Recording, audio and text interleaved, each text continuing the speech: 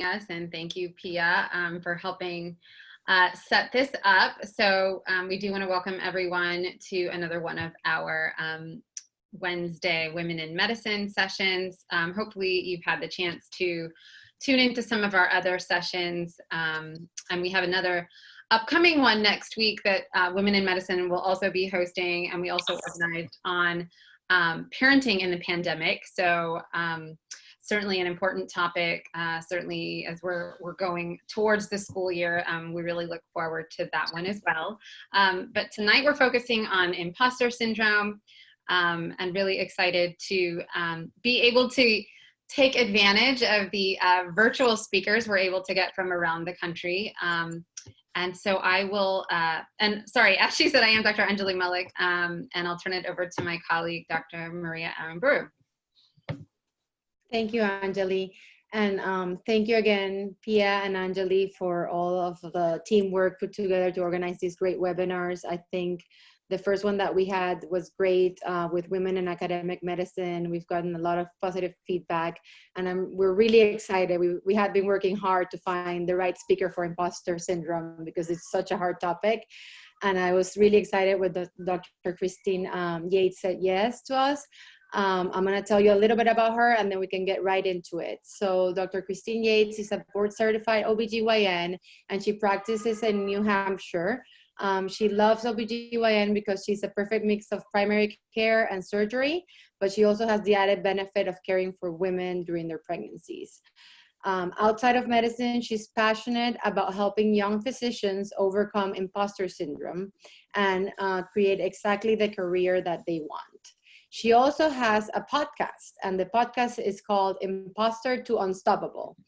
So hopefully all of us after this webinar will be unstoppable, and then we'll go to the podcast and listen to more great information. But she sheds a light on the prevalence of imposter syndrome in medicine and teaches women how to improve their lives through self-coaching. For fun, she enjoys spending time with her husband and 3 daughters, right? They're all girls, 3 daughters. She has a 7-week-old, so also that's amazing that she can be here today. And she also loves her Peloton, reading, and just hanging out with her family. So thank you for being here all the way from New Hampshire, virtually. Thank you. Thank you for having me. I'm really excited to be here, and thank you so much for doing this. And I think it's a great forum for women in medicine, certainly. So let me go ahead and share my screen and we'll get started. Is that okay? Yes, please. Great. Okay, perfect.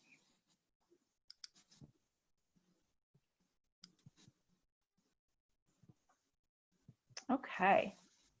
So, as you already know, it's just introduced, but I'm Kristin, and I graduated from residency back in 2016, and pretty much almost immediately suffered from burnout that eventually I realized was completely the result of imposter syndrome.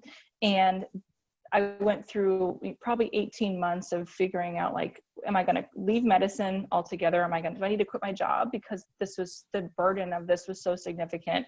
I didn't know it was imposter syndrome then, but fortunately I figured that out when I was able to put in a series of skills that I had learned into practice in my life, and completely turned my view of medicine, my career, and myself around. And ever since I was able to do that, I have had this desire to get the message out to as many people as I can, with a focus on women physicians, because it's who I am, and I feel like I can relate most to women physicians. So I'll get a little bit more into my story later, but that's just a little bit of a background for you. So imposter syndrome in medicine and how to overcome it. So what is imposter syndrome? I like to start with just plain definitions because sometimes that can be helpful. So imposter syndrome is a collection of feelings of inadequacy that persist despite evident success. Imposters suffer from chronic self-doubt, a sense of intellectual fraudulence that override any feelings of success or external proof of their competence.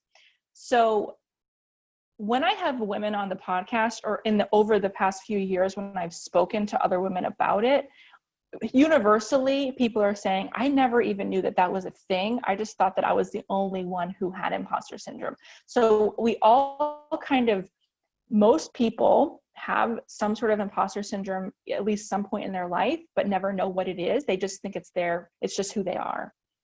So imposter syndrome can sound like, in your brain, it sounds like everyone here is smarter than me. I got here by mistake.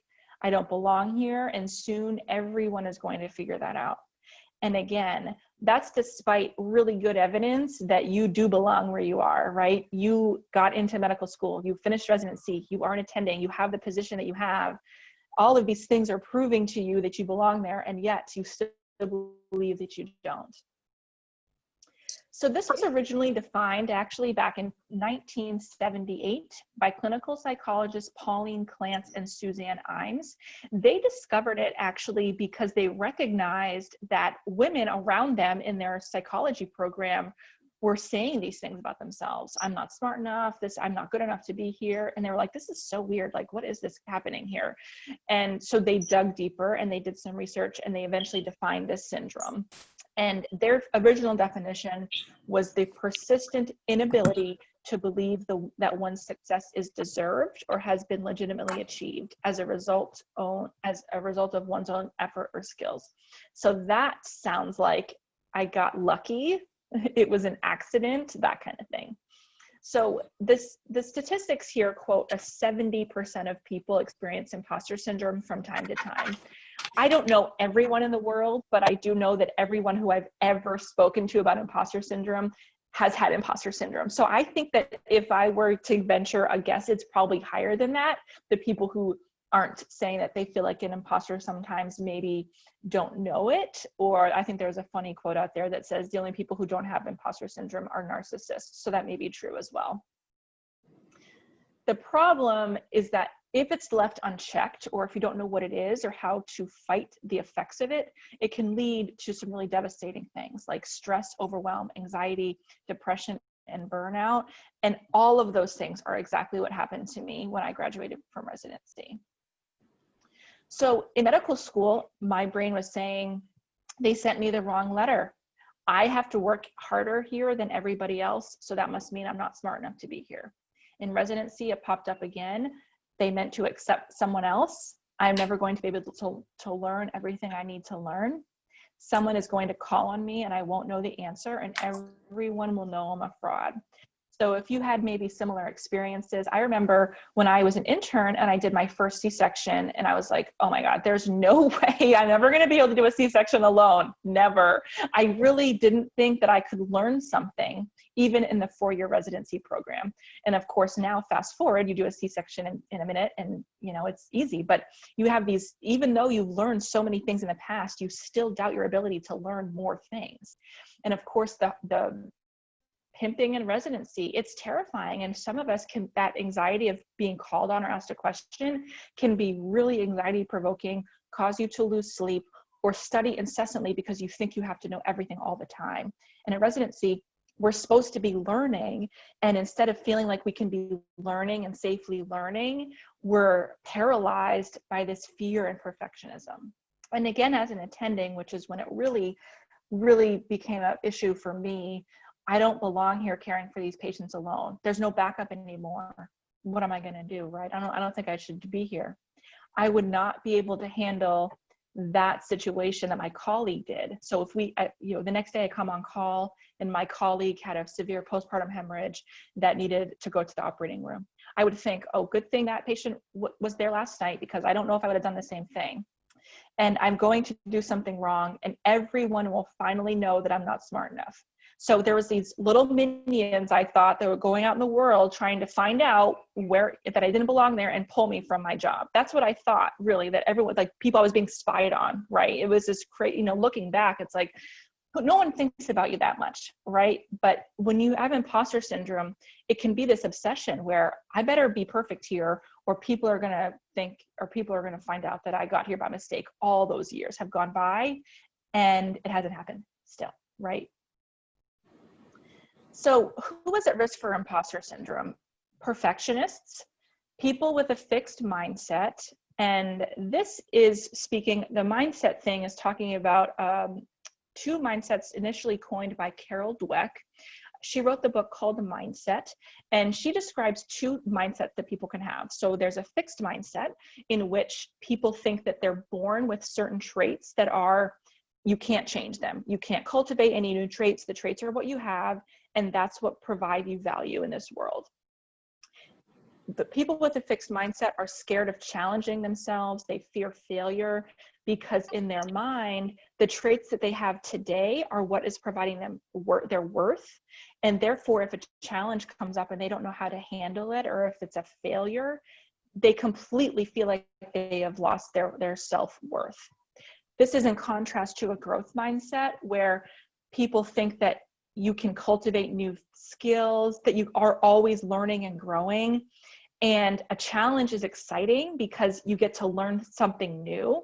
And really, there's not any failing at anything. You're just learning new ways to do something. So I certainly grew up with a fixed mindset. And I think that many of us in medicine did, especially because that's kind of the culture, right, of medical school and residency.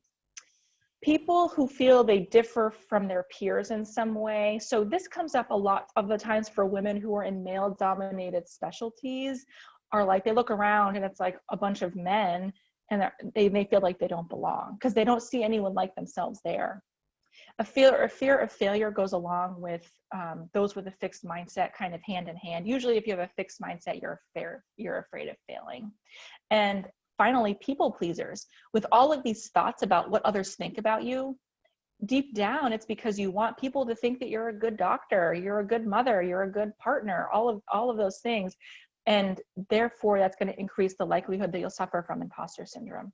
So it's kind of a rhetorical question here, but can you relate to any of these things? For me, it was almost every single one of them. And for so many physicians, it really is. So I talked about this a little bit, but what does imposter syndrome sound like? So it's not one of those things, there's any outward, you can't see symptoms of imposter syndrome. It's all going on in our minds. And for many of us, it's this constant running dialogue in the back of our minds that maybe we don't even recognize at first.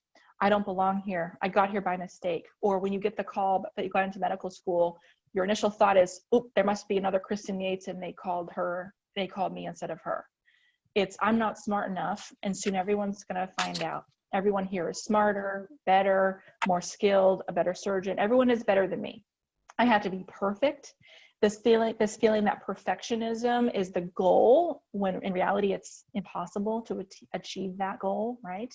And this is hard for me, so I knew I shouldn't be here.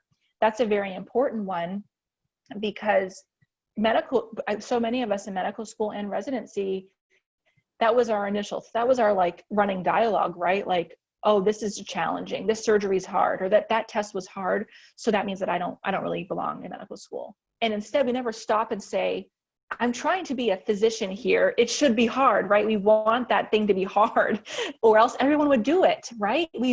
So just because something is hard doesn't necessarily mean you don't belong there. But that's a disconnect that people who have imposter syndrome suffer with. So why do high achieving people struggle so much with imposter syndrome? Because really a lot of high achievers do. And it's because, like I said, we have many of the risk factors, if not all of them. We're constantly surrounded by smart people, and there's this feeling of comparison, especially again in medical school and residency, and maybe even when you're attending, especially if you're in an academic institution, maybe where you're trying to publish papers and always be doing research and having the new technique that's really great. When you're encouraged to compare yourself by test scores or by time of surgery and a variety of things, how can you not feel less than if you're not at the top all the time? Many of us are never taught about imposter syndrome. I don't think it was mentioned one time in my training. And maybe if it had been, and I would have known that this was something that so many people have, I wouldn't have felt like I had to keep it a secret for so long. We hesitate to talk about our insecurities with others. We're scared that people will judge us for feeling insecure. We think that we shouldn't feel insecure. And if we're constantly worried about other people finding us out, and if we admit that we feel like an imposter, then that's a surefire way to get kicked out of someplace, right? At least that's the thought that goes on in your brain. And we may be the only person working among others who have an overabundance of confidence. There are a lot of doctors out there and many people who walk around who seem very confident outwardly, but perhaps they're struggling just as much as you are. And of course, women struggle a ton with imposter syndrome, even more so than men. And it's because we're less likely to accurately assess our skills. So women are more likely to say, it was just luck, or, oh, that was nothing, as compared to men. And this is generalization, of course, but men are more likely to say, like, that was, I did really great there. There was a study done among physicians where it looked at surgeons and there were complications and asked about the reasoning for the complication that in the surgery. The men would almost universally pick things that had nothing to do with them. So they would, because the patient had difficult anatomy, or I didn't have the best assistant, or my instruments weren't working, things like that. Women would say, I had an off day, or I didn't get enough sleep, or maybe I shouldn't have tried that so soon. There's a disconnect there about what men and women are telling ourselves in our minds. A Swedish study found that women scientists had to produce 2.5 times more research to receive the same competence scores as men. So what this study shows is that feeling that women have to do more and be more is unfortunately true some of the time, where we really do have to work harder in some instances than men. And this is a very interesting study that was done. Psychology professors were given the credentials of a fictitious candidate for a professorship, both men and women. And one resume said Brian was the name, and the other resume said Karen was the name. And now Karen has like a bad reputation, right? But this is like before Karen was a thing. So and they said, who would you hire and put in this professorship spot? The professors in this study, both men and women, chose Brian over Karen 2-1. So there is this bias that is just there, unfortunately, some of the time, that women are not equal to men. And it's important to know that, because you can only do so much. And there's also, you need to recognize that perhaps there is this bias in the world that we're working on, thank goodness, right? So what is the result of imposter syndrome? Usually it's anxiety and this constant worry that we won't meet our own expectations, which are usually, the expectation is perfection. We worry that we won't meet the expectation of others, or the perceived expectations that we have, that we think others have for us. There's this worry that others will find out that we don't belong, feeling small due to our lack of confidence in our true abilities, inability to feel proud of our many accomplishments. So if we've brushed off everything we've done in the past as being luck, or we think we got there because of some other benefit we have, we know someone, or we had a good call, we had a good contact, then we can't really ever feel proud of anything that we do. Fear of taking on new responsibilities because we may fail. So maybe you want to try for that promotion. Maybe you want to do a new study. Maybe you want to leave your job and go to work at an academic institution. But imposter syndrome might prevent you from doing that because you think there's no way they're going to want me. Who am I to be doing that? All of those thoughts.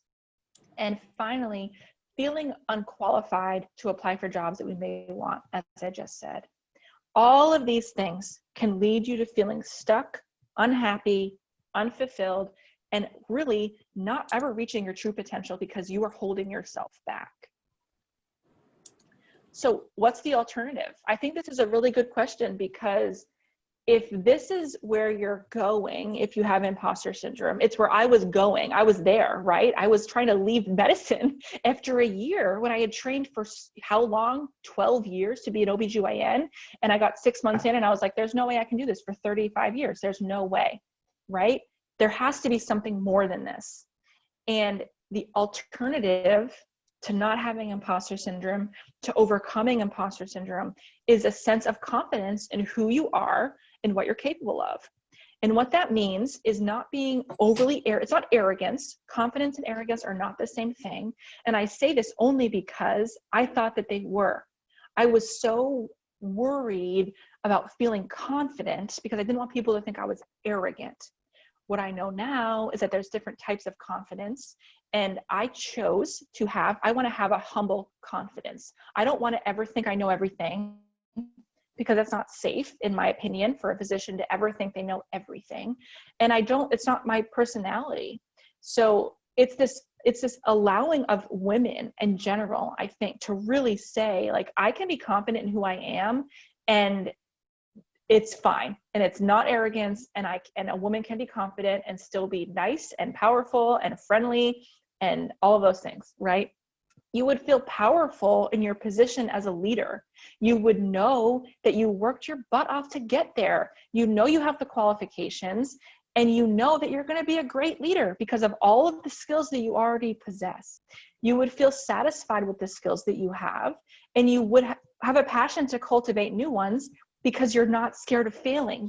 You love the idea of learning. You have a growth mindset. All of those things feel exciting to you. You have clarity about what your goals are and what you want in the future. So when you have imposter syndrome, you spend a lot of time worrying about what other people are thinking about you. I was constantly worrying about it. When I wasn't telling myself how awful I was as a physician, I was worried about what everyone else around me was thinking about me. That didn't leave me much time to think about, what do I want in my life? What do I want in my future? Where am I even going, right? There's no more brain power left when you're constantly anxious all the time. And finally, feeling secure in your authenticity.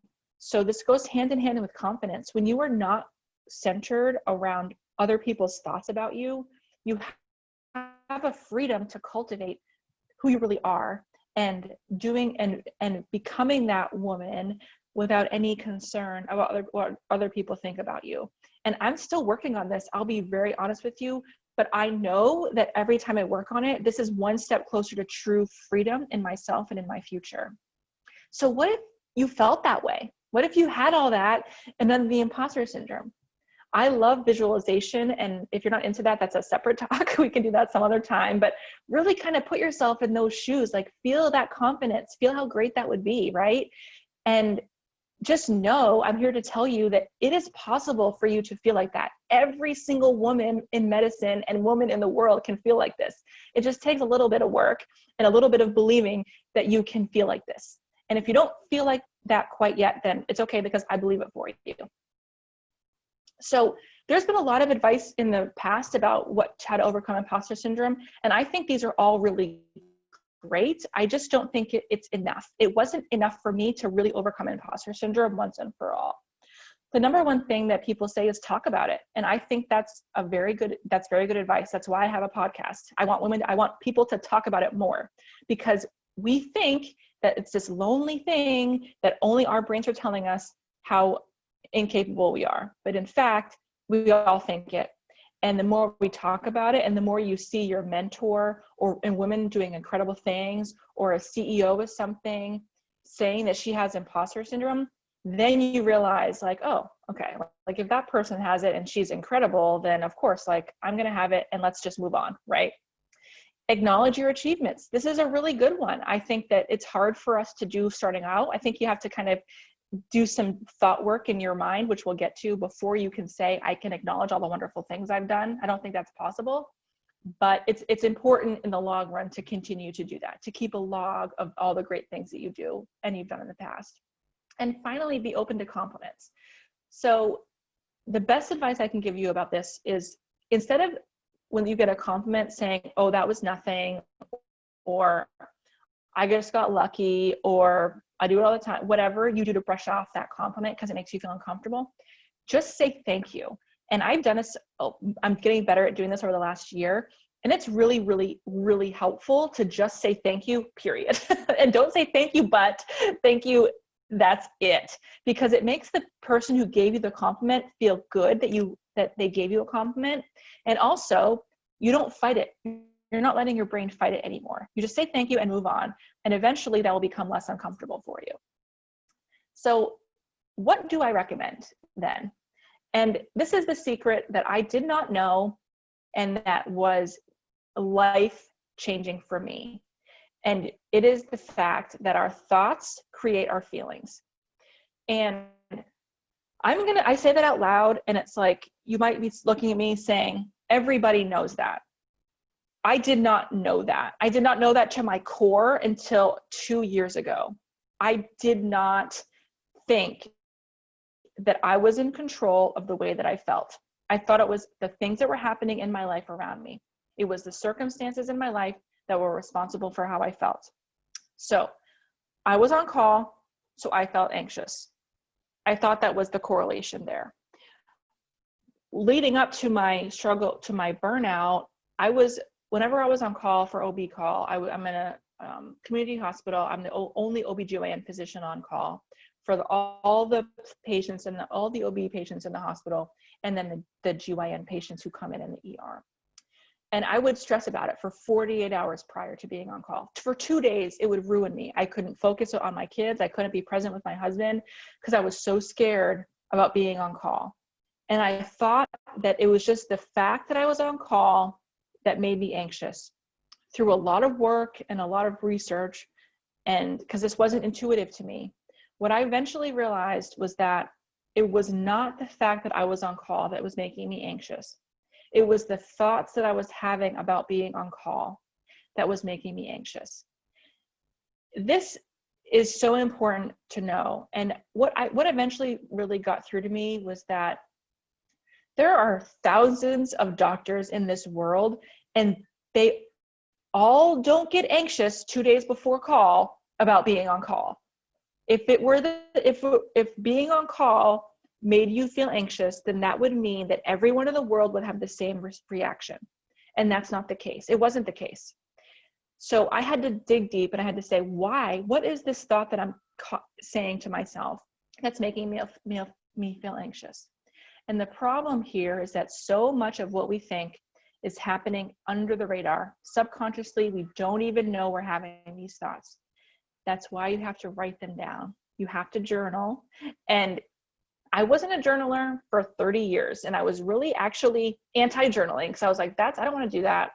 But you have to journal because your brain is saying a bunch of stuff in there that you don't know unless you put it on paper and then read it back to yourself. That's when you really find out what your brain is actually telling you. So the thought I was having was, I don't know what I'm doing, and everybody is going to find out. That's imposter syndrome, right? That was causing me 48 hours of anxiety before call. It was causing me to stress out about every single vaginal hysterectomy that I had to do. I was stressed out about putting every IUD in because of this thought that I was having, and I had no idea I was having it. Once I made that connection, and I truly believed that to be true, that my thoughts were causing how I felt, it changed my whole life, and it changed my whole career. And today, I didn't change my job. I didn't change my hours. Nothing changed except for me. And I'm not burnt out. I didn't leave medicine. I don't Google how to leave medicine anymore. This works. This can change your life if you put in the work. So let's get into that a little bit. So the thoughts that you have are causing you to feel like an imposter. And it's been so obvious right through this talk because all of these things that I'm saying to you are thoughts that you have. I'm not smart enough. I don't belong here. I got here by mistake. That's not happening. There's nothing happening outwardly. No one is ever telling you you don't belong here. No one is ever telling you you're not smart enough. For the most part, maybe someone had that awful experience, but for the most part, we're doing this to ourselves. Once you identify these thoughts, you have the power to change them. Recognizing the thought is there is the hardest thing. Once you recognize it, the rest is easier. You can change the thoughts to empowering thoughts, and this completely changes the course of your life, professionally and personally. You have to commit to this practice though. You have to commit to your goals that you have. You have to commit to finding out what your goals are if you don't know yet. And you have to commit to working on this every single day. So I gave you a worksheet, and it's very simple. So if you don't have the worksheet, don't worry, because you can just get a piece of paper if you want to do that. Oh no, how do I go back? Okay, here we go. But let's go through an exercise called the 3 R's. And this is where I learned this from was a compilation of many resources throughout 18 months.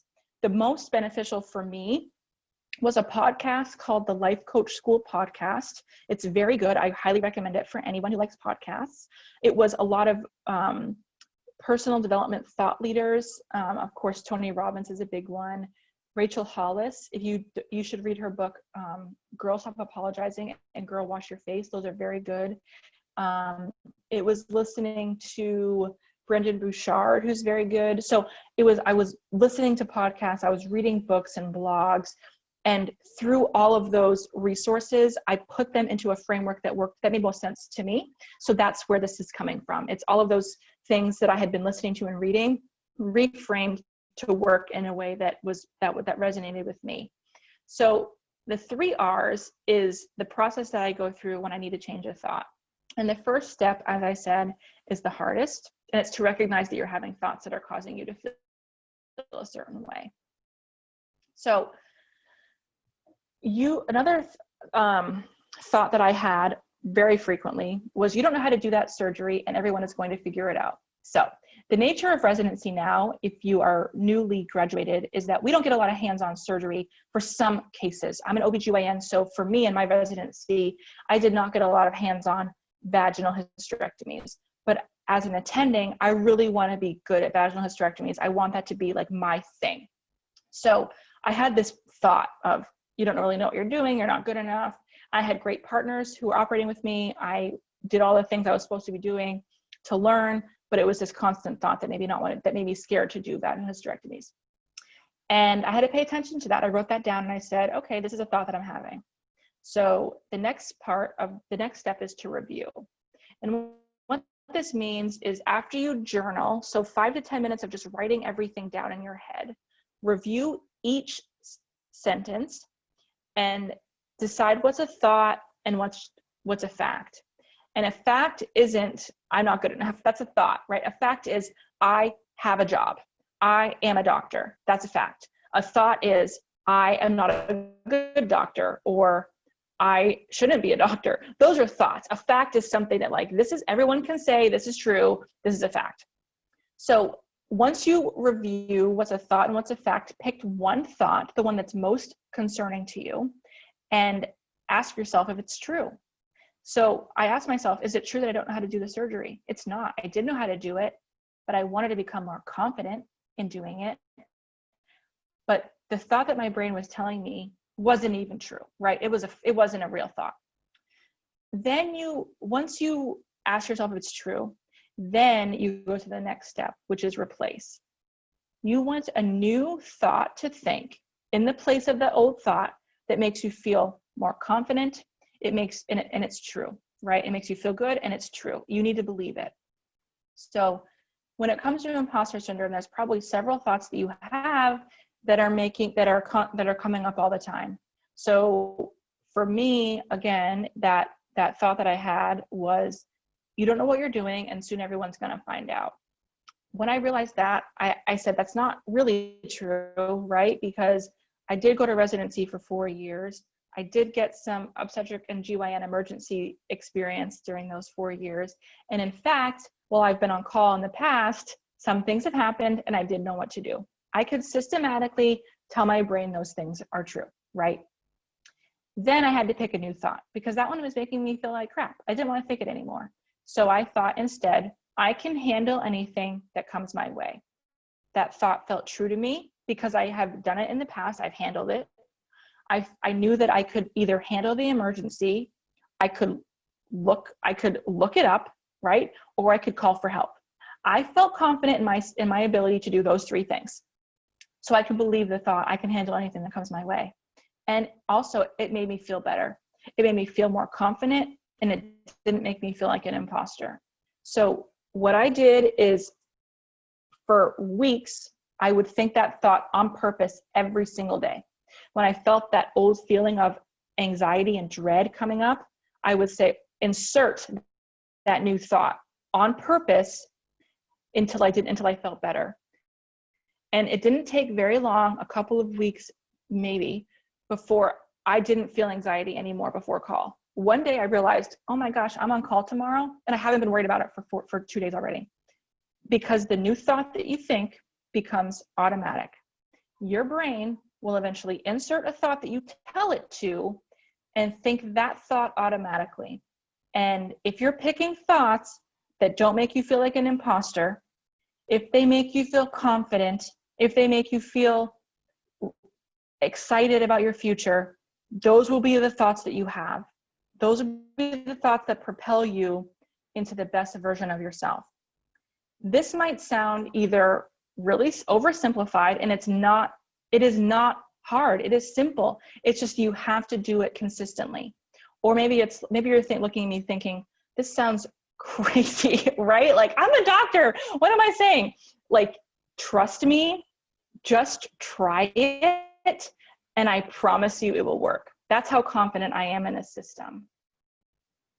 This is the cheat sheet. So this is what you can do. And you probably need more room than this if you're going to give it a full 5 to 10 minutes. So I don't know if there's any questions I should stop now before going on, or if I can just go on. It's up to you guys, you ladies.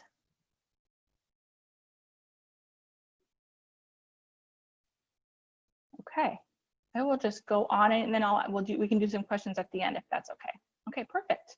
So picking a new thought seems weird if you've never done it before. And for me, I was like, what do you mean pick a new thought? Like, my brain thinks, and I don't want to, what do you mean I have to pick a new thought?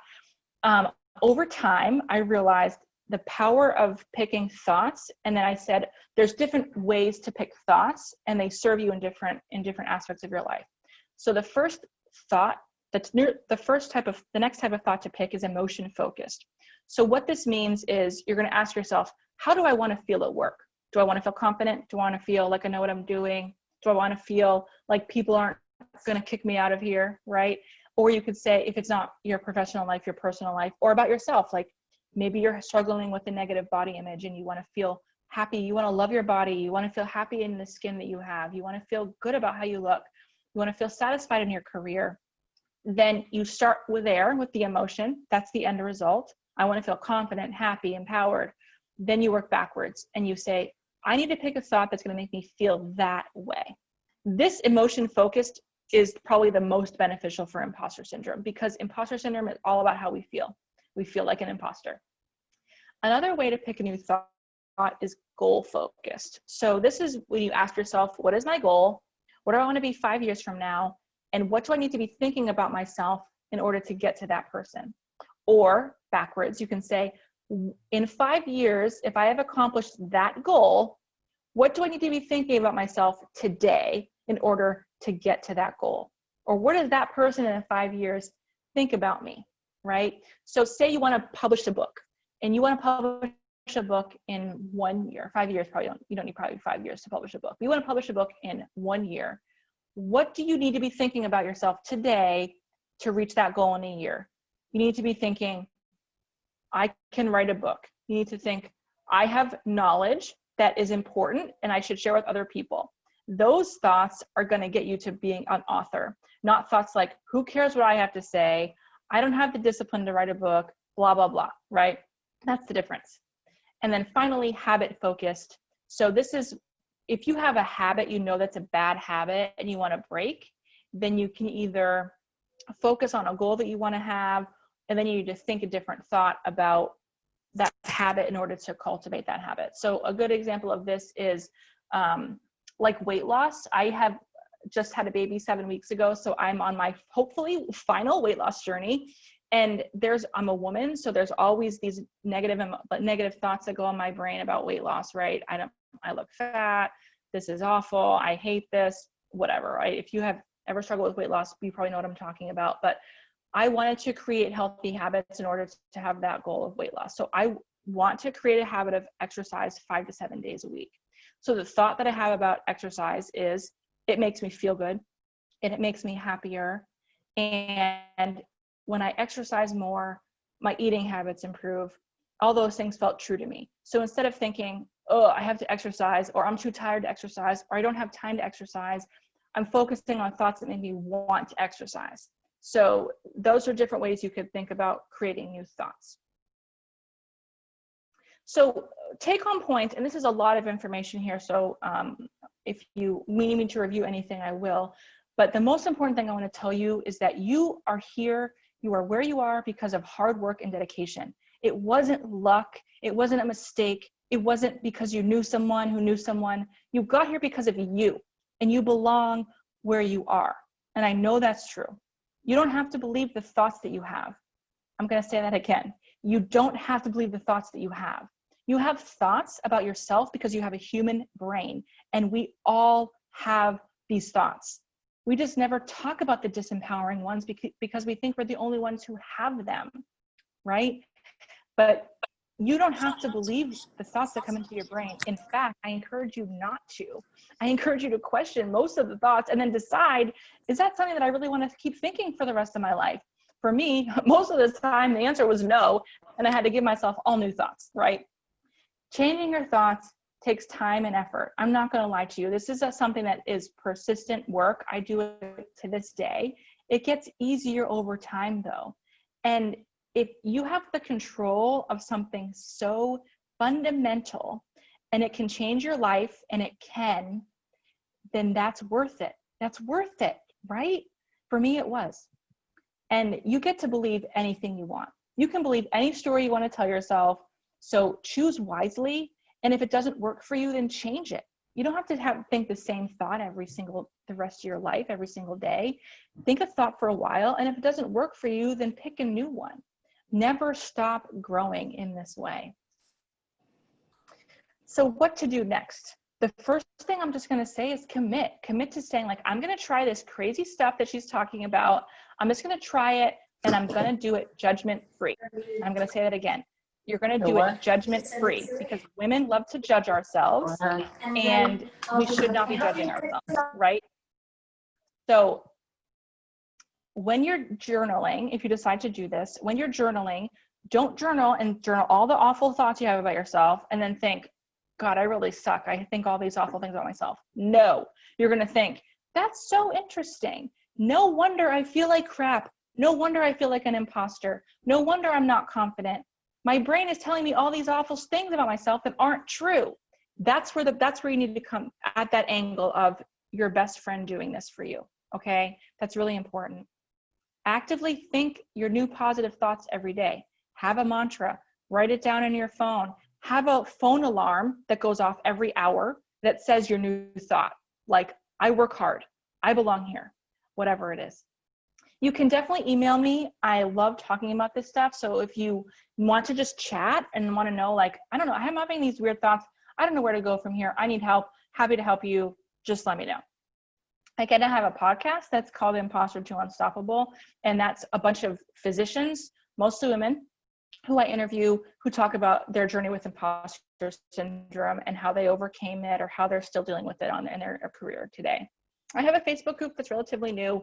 There's like 1 million Facebook groups out there.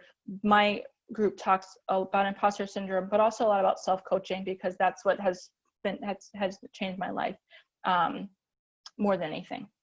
So I think that is everything. And I will go ahead and stop sharing my screen, and then we can do questions or whatever anyone wants to do.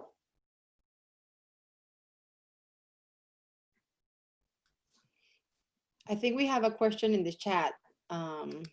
Someone asked, what do you recommend for a temporary or occasional imposter syndrome?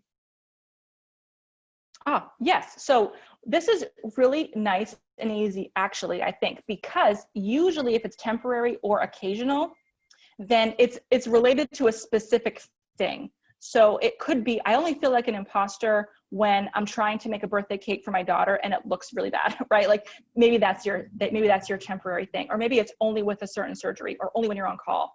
So the first thing I would say is just, if you already know what it's linked to, that's really good, because then it's just going to take journaling for like 5 or 10 minutes, everything you think. And eventually that thought will come up about what exactly, like, what's the root of this imposter syndrome thought? Like, what is the root of it?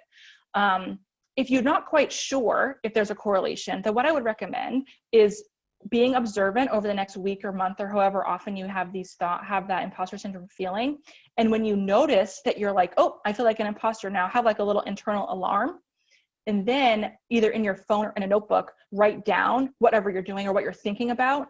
And you can see a pattern over time and say like, does it always have to do with work? Or maybe it's always having to do with a hobby.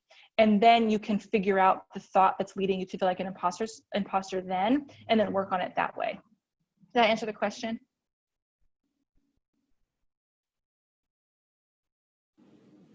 Yeah, yes, it does. This is Desiree Pineda. I'm actually the president of the Medical Society. So thank you for this insightful thought. I'm really happy to have you here. And my number one priority is well-being for physicians. So this is, we just created a new program for well-being for doctors. So this is just to the point. So thank you. And we're very happy to have you. And thank you for all the leadership for the women in medicine. Thank you. Thank you.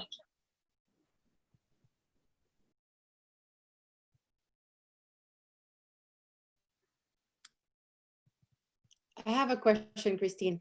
So Yeah. I find it very hard to challenge the thoughts because when you truly believe the thought, you're like, oh, but this is true. Have you ever tried like maybe having like a friend that you talk to about that, or like choosing someone of confidence, or does it have to be self-coaching?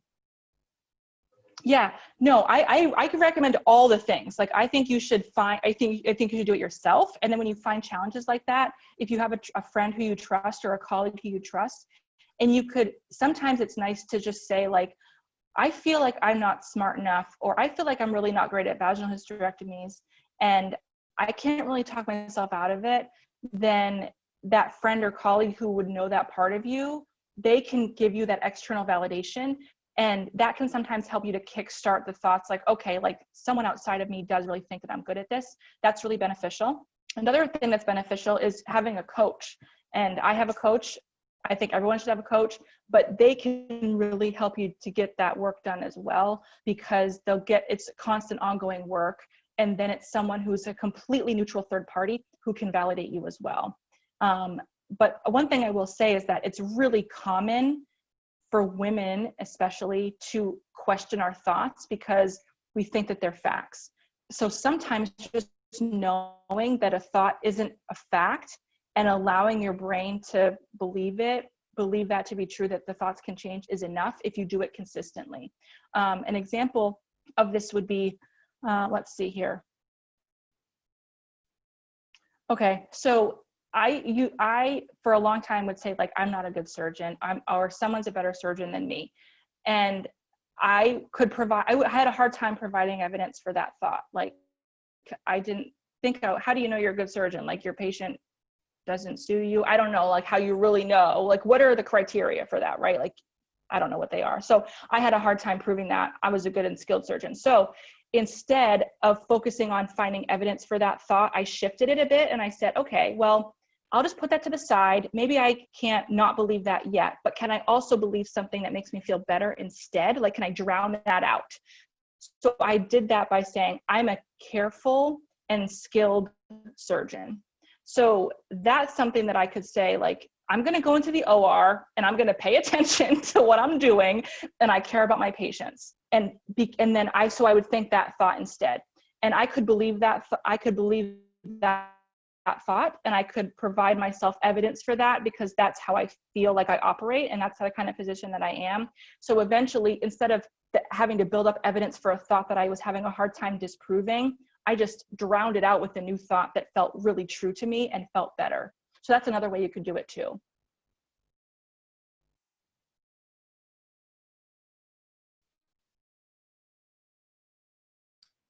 Thank you so much. That's great. You're welcome. Kristin, I would love to hear more about your comment that women are less accurately assess our skills. I think it's a more broad topic than just our skills, but you know, I'm a physician in internal medicine. I'm in my mid-50s, and I'm saddened by that description. I know it's absolutely accurate.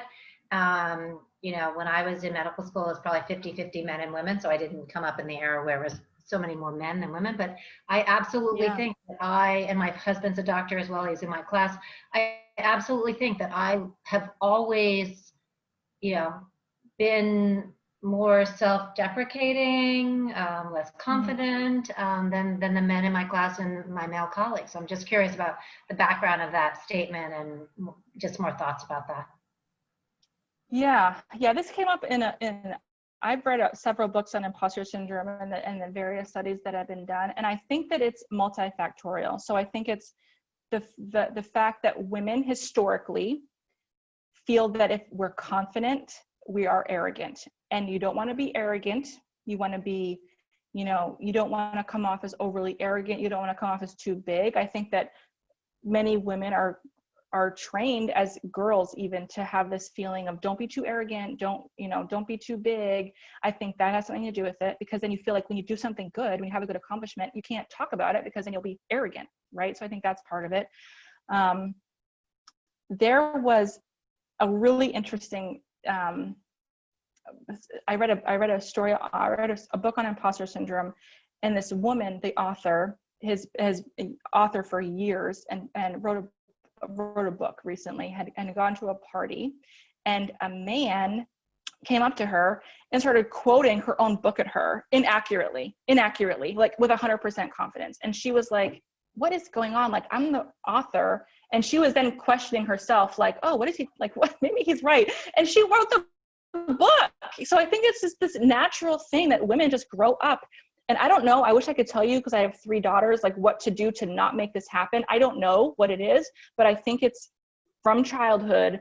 Women are told, be small, be nice, don't come off as arrogant. And men are told to be loud, be strong, and own your value. And I think that's unfortunately how we're raised. And I think that doing this type of thing is going to help to change the focus. And it's because when we see another woman being confident on who they are, we're not going to judge them. We're going to say, that's awesome. I need a little bit more of that. Go her, right? Instead of this, ooh, that makes me feel uncomfortable that she's so confident, because I think we struggle with that too, even as women. So I know this is it's a huge topic and there's so much more to say, but is there anything else that I didn't answer that I could talk about right now? No, I think we need to be able to say, go her. And I think, for all of you who have small children and haven't had kids yet, it's absolutely important to pay attention to what do we need to tell our girls so that they can grow up and be confident and not come across as, I would use the term like bitchy. I mean, that's the kind of response I think women get that are pushy. I mean, arrogance maybe is the right word, but I think that women, when they stand their ground, people are irritated by that when women stand their ground. Yep. And when men do, they expect it. We expect men to do that. Yep. And, it would be great if we could have a little shift in this with the upcoming generation of kids, because that sure would be nice to have women feel like they can have confidence. Absolutely. It's so true. And it's even just, I just thought of something that I wanted to say about, the whole bitchy thing. It's twofold, because number one, you have to have the self-assurance and owning your authenticity to not care about that, which is a challenge, but you have control over that, right? And the second thing is that we as women need to join together to stop that, because most of the time it's women calling other women bitchy, right? And It definitely is. I think that if we as a whole, if we can collectively say, like, let's raise each other up here and let's rewrite the narrative. It needs both. You need to be strong enough in your confidence and your authenticity to just do it anyway, because it's the right thing to do. And other women need to support you. And I think that's going to take some time, but it's stuff like this that's going to help for sure.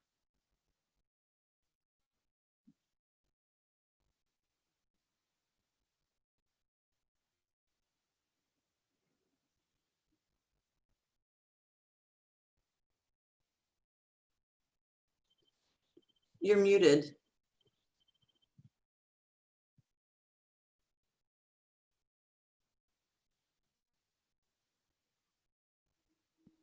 Maria, you're muted right now if you're trying to say something. Sorry. So I think I've noticed this in med students, just starting in their first year, that they already have imposter syndrome. We do a program at Georgetown where we coach students in the cura personales, and we coach them starting in their first year through their third year, and we talk about, you know, kind of the symptoms, and a lot of them already present some symptoms of imposter syndrome, and mostly because they have the perfectionism, and they feel like if they're not doing everything perfect, or they don't know everything, they're imposters. Like, everybody's going to find out that I really don't know anything about surgery or pediatrics or OBGYN in the rotation. And they start creating these thoughts. So I think all the programs in med school should have these type of to learn about imposter syndrome. Like you said, you came from residency and you didn't know anything about it. I don't think I did either. Yeah, I agree. That's like my own personal dream, actually, is to have this type of thing going in medical school, because so many of us, that's just what's going to happen until the word gets out. And if you have a first year medical student or an intern and they're learning about this stuff, and if you're cultivating that growth mindset in medical school and residency, if you're encouraging them to challenge all of that stuff, then it's eventually going to get better, and they can shift it, and they won't feel like an imposter forever, and it won't cause them to leave their job or quit medicine. I think there's a comment I just want to make. So what undermines the good thoughts is having a tough shift and feeling back to being confirmed in self-doubt. Oh my gosh, yes, for sure. It's so true, because you have one bad outcome, or someone sues you, or you get a bad like Press-Ganey score, right? And you're like, well, that's it. Like, I really am awful. That's it. And it is so common, and it's going to happen. And oftentimes when I teach this, that's why I say, like, judgment-free zone, really, like judgment-free zone, number one. Number two, this takes time and effort, and it's not an overnight shift. It takes the rest of your life, but it gets easier. And the other thing is expect sabotage. Like, expect sabotage. Your brain is doing things that it's done for years. Like, my brain has been doing this for over 30 years. I can't expect it to go from, you know, I hate everything about myself to I love everything about myself in a week or a month or even a year. It's a continuing process. So if you're coming from a place of compassion for yourself and loving yourself and realizing that it's a journey, it takes the edge off a bit, because then when you come home from that awful shift and your dialogue is going back to where it was your whole life, you can just say, okay, like, I'm learning. This is not how I'm going to think anymore. What can I think right now that will make me feel better? And you can think, that was a really difficult shift for me. Or you could think, that was really challenging. Or you could ask yourself a question to make it more positive, like, what did I learn that shift? What will I know for the future now because of that shift? Or how did I help someone during that shift? Because it's not all bad, right? Like, most of the time, one good thing has happened, like one patient you've helped one person. But oftentimes, if we don't ask ourselves immediately to bookmark that, we're going to forget it and just focus on the bad, because that's what our brain's going to do. So if you ask yourself those good questions when you're in that like self-loathing, or you're feeling like crap, if you can just change the shift a bit by bit over time, though that really bad shift won't be so burdensome for you in the future.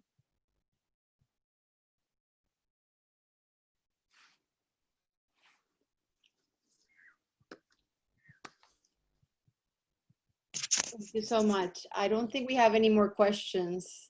Does anybody have any more questions? Okay.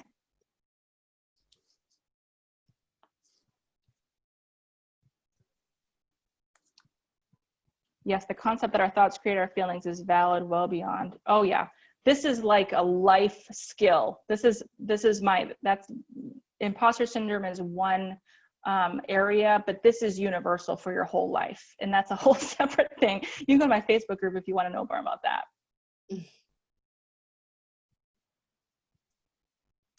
Yes. Awesome. Awesome. Thank you so much. Thank you so much, Kristin. Yeah. Yeah,